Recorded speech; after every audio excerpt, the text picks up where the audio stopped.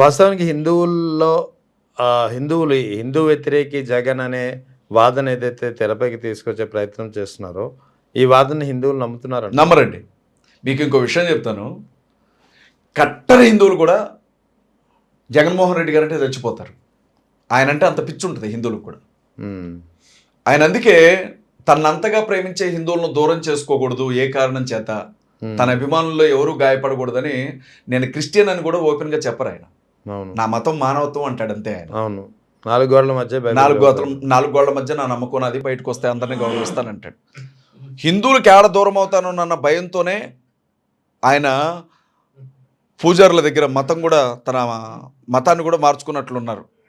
నీళ్లలో మునిగి లేసారు కదా, ఏదో పూజలు చేశారు ఆ టైంలో.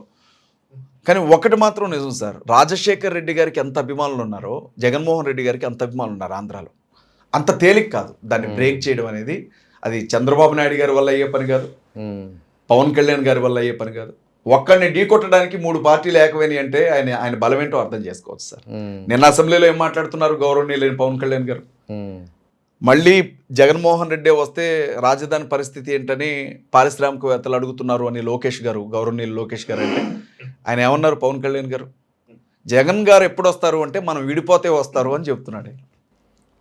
అసెంబ్లీలో లేని మనిషి గురించి అసెంబ్లీలో కూర్చొని డిస్కస్ చేసుకుంటున్నారు. నెక్స్ట్ ఆయన ఏమైనా వస్తాడేమో, మళ్ళీ వస్తాడేమో, మనం విడిపోతే వస్తాడేమో. ఈయనేమో భయపడతాడు ఆయన వస్తాడేమో అని లోకేష్ గారు. ఆయన అంటాడు మనం కలిసి ఉంటే రాడు నువ్వేం భయపడొద్దు, మనం ఇలాగే కలుసుందాం ఇంకో 15 ఏళ్ళు అంటారు ఉప ముఖ్యమంత్రి గారు. అదే పరిస్థితి.